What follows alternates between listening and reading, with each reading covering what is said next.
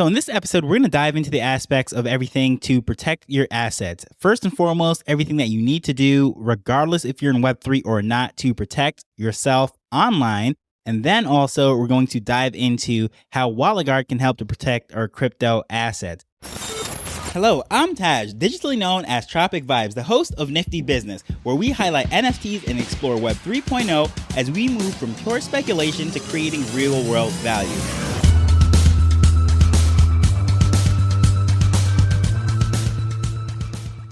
I dove into this on episode 505, so if you haven't listened to that episode, I highly recommend you do that.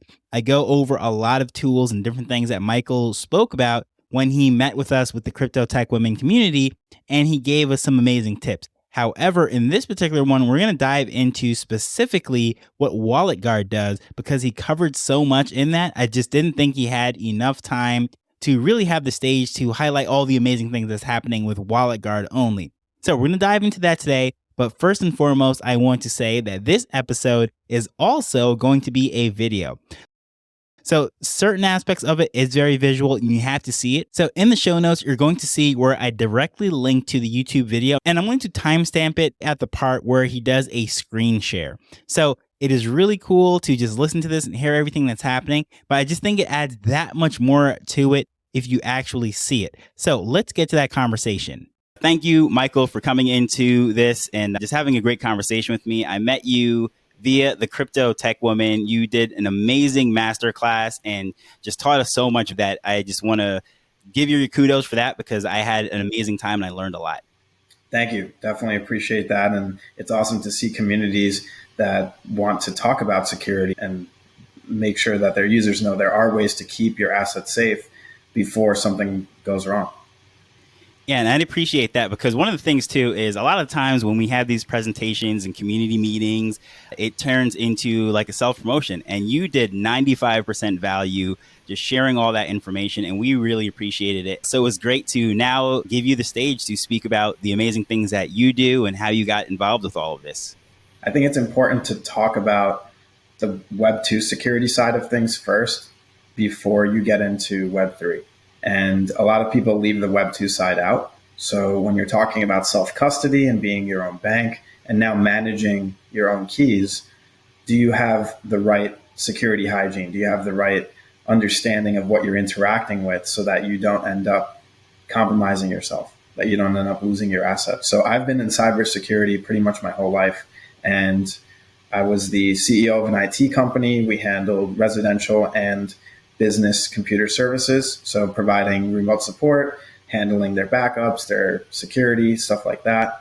And transitioning from that, which was the Web 2 side of things, into WalletGuard, which was the Web 3 side of cybersecurity, it was an awesome transition. It was awesome to have found WalletGuard after I had already exited my previous company. Ohm and Martin, the founders of WalletGuard, about a year and a half ago, they were seeing all the scams that were happening in the space. And they put together like this Twitter space that was talking about security. So I happened to jump into like their first episode and we were just vibing, talking about Web 2 and Web 3 security. And they were focused on creating this app called WalletGuard that would just stop all these different compromises that we're seeing. Because every time you would log on to Twitter, it would literally be like, I lost my assets or I got drained.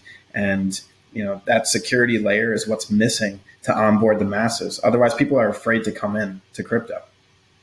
Yeah, that is 100% because right now I am holding so many quote unquote gift NFTs that I've given to people, but they're afraid to receive them from me because they either think they're going to lose access to their wallet or click the wrong thing and then just lose everything. So that is a big hurdle. Yeah, I think it's the education side of things and also the tools because you can't have one without the other. Like it might be the middle of the night and you're not paying attention to something and you click on the wrong link. You have to have some sort of layer in between what you're doing and your assets that you're trying to protect. And an antivirus isn't going to do what WalletGuard does. So that's what's super important is to keep in mind, we're looking at signatures, swaps, claims, mints, and we're presenting this information to the user in plain English. So in order to interact with Web3, we don't think it's practical to lose everything in a single click or to have to learn Solidity or to understand how to read smart contracts or signatures.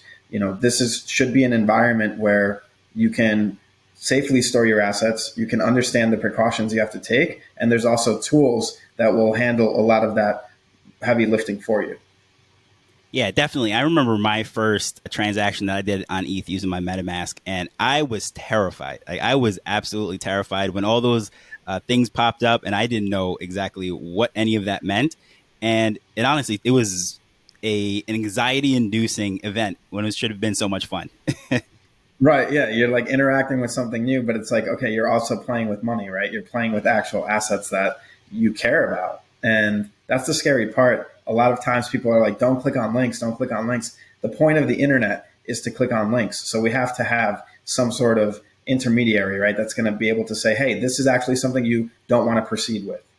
You've clicked on this, whether it was by accident or you meant to, and this is something that we detected is something you don't want to interact with. So that's essential in order to use the internet. That's the point of the internet. Yeah, exactly. And especially in the line of work that I do, as far as communicating with people and getting streams up and what have you, it's like, how are we supposed to do that without links? And that was one of the things with Yeah. content creators within the space. We were scratching our heads like, how do we collaborate? Like, what do we do? Yeah. Yeah. And you got to understand that there are other exploits that people try to use. They might misspell the name of a link slightly. So you think it's a lowercase I or a capital L and it looks different. They might use a sponsored ad on a search engine result to show up first ahead of what you're actually looking for. Like, imagine you're someone new coming into Web3 and you need to download MetaMask. You go to Google, you type MetaMask, you might see a sponsored ad. That's not really MetaMask. That might be malware. That might be something you don't want to actually install on your computer. It might be a keylogger. So how do you protect those users? Well, that's why the Web2 side of security is so important. Because if you had, for example, an ad blocker, then you wouldn't see the ads on the search engine, right? If you were using uBlock Origin, which is an open source ad blocker, you wouldn't see the search engine ads that are sponsored that most of the time people accidentally click on and are never really the right source or the right link to what you're trying to go to. So having an ad blocker, having a password manager so you can keep track of your credentials, these are the essentials prior to even thinking about Web3, which is why we kind of focus on that and then introduce the user and say, hey, this is how you protect yourself in Web3 and this is the tooling behind it, right? So we can tell the user, this is how you do your own research on finding out if a website's a scam, like looking up public whois information and seeing when was the domain registered, when was the DNS updated, when was the website spun up. You can do that manually, or you can have a tool like WalletGuard that's taking a look at those heuristics and just saying, hey, this is a weight that we're applying and saying, this is something we don't think is actually a legit site, or this was spun up yesterday and it's not something you should interact with. Yeah, it could be a very nerve wracking because I know when I first came into the space was when everything was about to hit peak with like bull market. Guys that were in the space from Bitcoin days, I mean, years and years and years with all this stuff, with lots of experience, and even had other podcasts teaching people how to set up their MetaMask and so forth. And even they fell victim to those ads that you're speaking about because, those mints, when you get in the FOMO moment and you click in there and, anything can happen. Yeah, it's all based on that emotion, right? They're trying to incite some sort of either fear or urgency in order to get you to do something. So if we teach people, hey, take a step back, this is how you actually understand what you're about to interact with, then you're going to have an area where people are comfortable now and they understand the risks that they're taking when they come into the space. Otherwise, they get scammed or they get wallet drained and then they say, oh, all of this is a scam. I never want to touch it again. And then you lose that person from understanding what are the benefits of blockchain. What is the point of the coin or token you just purchased or the NFT you just bought into? Did you do it for the art or did you do it just to flip it? Do you understand what you bought or who made it? Is it the real artist? Is it the right contract address? So you got to go down this rabbit hole, but 99% of people don't go down the rabbit hole. They just see, oh, people are making tons of money. I want to make tons of money too. How do I make an NFT? And then the concept of an NFT is lost because people don't understand that you don't just come in and say, I want to make an NFT and make tons of money. There has to be a reason that people want your NFT. Are you a famous artist? Are you a famous musician? Do you have sought after work, paintings, or do you have sought after music or a graphic artist? These are all things that would be beneficial to artists and musicians and stuff like that, outside of people coming in to just make a quick flip or create something and not understand what they're really creating or selling. I know when I first came into the thing, I didn't even have necessarily making money in mind. To me, the connection I made was back in middle school when I used to collect Pokemon cards. And like, Yeah. sure, now they're worth a lot of money, but no one at that time, we were just having fun. So I like the fact that, okay, with a tool like Wallet Guard, the education that you guys are providing, it helps us to just have fun in the space. And I think it's cool because you guys have basically three levels, which I'd like you to dive into. First, you have for the newbies, then you have for the people that are active within the space, and then you have like, for businesses and what have you. I know we spoke about the Web 2 education, but what I understood from what you were saying earlier, that you also have Web 3 education that you guys have. Yeah, so there's the Wallet Guard Academy on our website that is all free articles on how to actually do your own research, like creating your first wallet, how to save and store your seed phrase securely, make sure you're safe at NFT conferences. There's all these different types of articles that we break down when people say, do your own research. We're actually doing your research for you and saying, hey, this is exactly how you go about this. Those are all resources of educational material. We are constantly adding to that. So the Academy is definitely a great resource. And in the Academy, we also like to work with different communities and collaborate to bring security education to them. So we can co-host a Twitter space, talk about wallet safety with your community, or do a Discord security session and show them live examples of social engineering or phishing and how to avoid them. So all of that's free as well. It's a win-win for the communities, and it's a win for Wallet Guard, for people to know that Wallet Guard exists, right? So the Wallet Guard Academy is a great resource. And then with the Wallet Guard Academy, we also have another tool called Chat Web 3. And Chat Web 3 is our take on ChatGPT. So it's 4 custom plugins that we created that let you choose your level of crypto. So if you're new to Web3 or you're a degen or a developer, whatever the case is, and it curates the responses based on your skill level for crypto, DeFi, and NFTs. So if you're someone brand new coming into crypto and you have a question, what is a wallet? Asking what is a wallet to Chat Web3 or ChatGPT will give you drastically different answers. ChatGPT is going to tell you about physical wallets, that they're made out of leather, you keep them in your pockets, or later on it'll tell you about the crypto wallets. But Chat Web3 is going to focus on the crypto response. It's going to focus on giving you context related directly to crypto. And then, of course, we have the browser extension, which is open source. Our repo is available on GitHub. There's a direct developer pipeline to the Chrome store, so our users know exactly the code that's behind the extension, so that you also know that you never have to connect your wallet to us. You never have to sign anything to use Wallet Guard.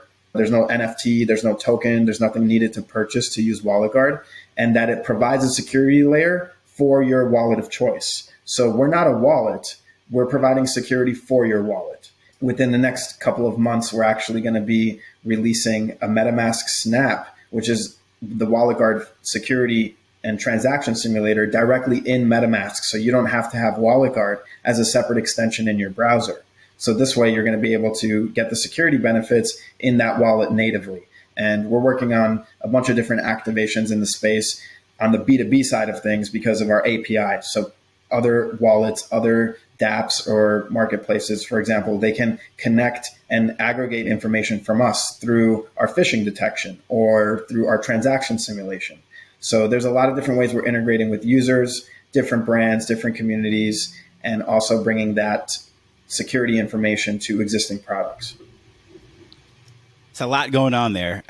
First, I have to say I tried the GPT wallet chat feature, and I thought it was amazing. The fact that it was in English, right? It wasn't necessarily techie speak. Of course, we're speaking about a very technical thing, but it Right. was very understandable. And I thought that was a great tool, and I was using it. And I also, like you said, I kind of compared it to see what Bard and all the other ones would do, and it was all over the place. So I do like the fact that it was very streamlined. And was that always sort of in the plan once GPT was released, or how did that even really come up? Yeah, I mean, taking a look at like AI tooling like that, and then seeing like what are the benefits of integrating that into what we're doing. And I want to show you like a live example of Wallet Guard running a transaction simulation, and then also having the Chat Web 3 AI built into the simulation. So not only can you access Chat Web 3 like just through your traditional browser? But Chat Web 3 is built into WalletGuard. And I think it'll show you a really clear example of how easy we make it for people to understand what they're interacting with and ask questions in plain English and get a response in plain English as opposed to a bunch of code. So this is just a dashboard in WalletGuard, but let's pretend that we're going to OpenSea. And this is not even a malicious transaction. This is just a transaction and how we can show you clearly what's happening, whether it's a claim, a swap, a mint, whatever the case is. So let's pretend we want to buy this NFT. First, this is the signature sign UI for OpenSea. So let's just approve that. And then we're going to choose to purchase it. Okay, so before MetaMask opens up, WalletGuard's going to pop up and let you know exactly what's happening. So the fact that you're actually on OpenSea's official website, the direct contract on Etherscan that you could jump to, the fact that you're giving away a specific amount of ETH, and that you're receiving a specific NFT that's valued at a certain OpenSea floor price. So all this information is something that's missing from MetaMask, where you would only see just a gas fee. So this is an example of the transaction simulation on a legitimate website. But let's pretend that you want further context as to what's happening here. So there's a tab, Chat Web 3, that the user could click on, and you could ask it questions in plain English. So let's ask it, is this suspicious? So it's going to give a breakdown on this transaction that we're looking at. So it gives us the contract interaction, the fact that it's the official Seaport contract, the breakdown on the gas fee, what we are receiving, as well as the fact that there is not a phishing risk on this site, and the fact that we're giving away a specific amount of Ethereum. So all this context and information is available for the user, and they can speak to Chat Web 3 in plain English to get these answers. So this is really, I think, what helps us stand out outside of just having your wallet and approving transactions or signatures. We're actually showing you this is what's happening with the signature or this transaction. And if you need further context, there's an AI tool built right into WalletGuard. That is absolutely amazing. You don't have to go to another website. You don't have to go to a secondary location. Everything is just right there and streamlined. And I'm excited to see how it's going to actually directly work within MetaMask, even without a browser plugin or anything. I think it's going to be really popular. Yeah, MetaMask Snap is actually a platform that they've been working on for a few years. And to be able to open up basically a marketplace for other applications to integrate directly in, I think is a great play. So that WalletGuard's security layer, we could bring that over to their platform. We can integrate directly so that users are more comfortable. And the hardest thing to build in the space is trust. And it's even harder to build trust as a security company. So we're very happy to have just reached 25,000 users, which is amazing for us. We've scaled very quickly over the past few months alone, because once we went open source and people see our code and the fact that you don't need to connect your wallet to us, and we're literally just telling you about wallet drainers or telling you what's about to happen before it happens, it's a no-brainer. So we've been scaling very quickly, which is awesome. And I think that being a MetaMask Snap will also get more eyes on what we're doing, and the concept of trying to protect people's assets, make it easier to understand what you're interacting with. When you say 25,000, just for context for anyone listening, that is a massive number of people considering who's actually still in Web3. It was a small community to begin with. Right. And the majority of those people maybe just had their funds on an exchange and not even going to a MetaMask or something of that nature. So that's a very big number.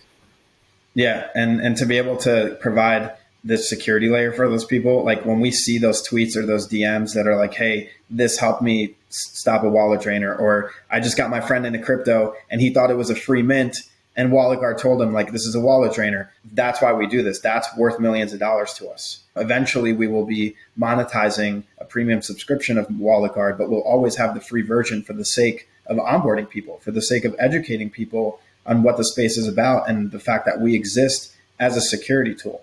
Is this entirely ETH-centric right now, or is there any plans or anything currently out that would say go to Solana or any of the other chains or any kind of multi-chain feature?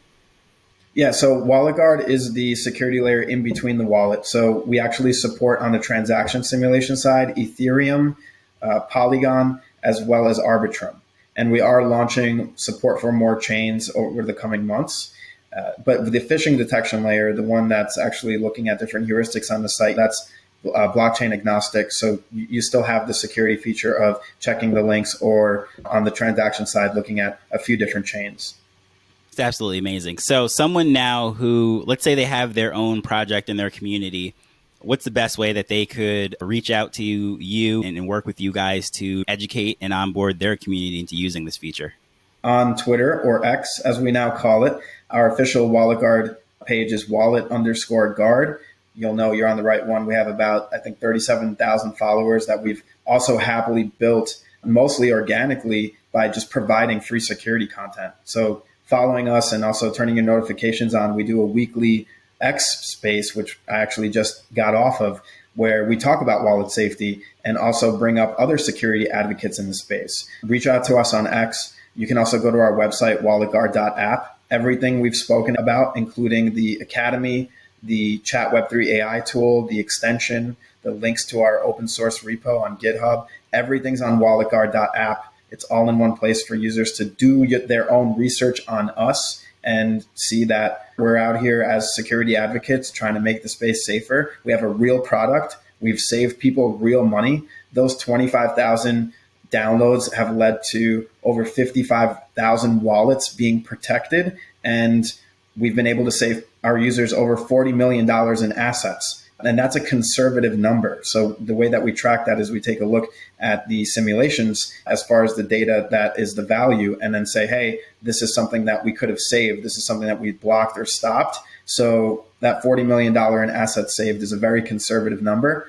And we're very happy to have done that in an environment that's also in the bear market. We're building in the bear. So when the bull comes, people are going to know, they're going to be ready to say, hey, you have questions, you need security in Web3, you need to protect your assets. Wallet Guard. They got the educational resources, they got the right tooling, and they give people the right answers. Absolutely. And this is an amazing time to be in here, because one of the things that I like with this bear market, not that anyone really likes the bear market, but we're able to find amazing companies and people within the space such as yourself, because, you know, when the noise starts up during the bull market, it's going to be a lot harder to find the legitimate ones. There's going to be these quote unquote security people coming out that are the scammers, right? So it is great that you're here positioning yourself with all these communities and everything. So appreciate the time that you're taking to just teach us all this stuff.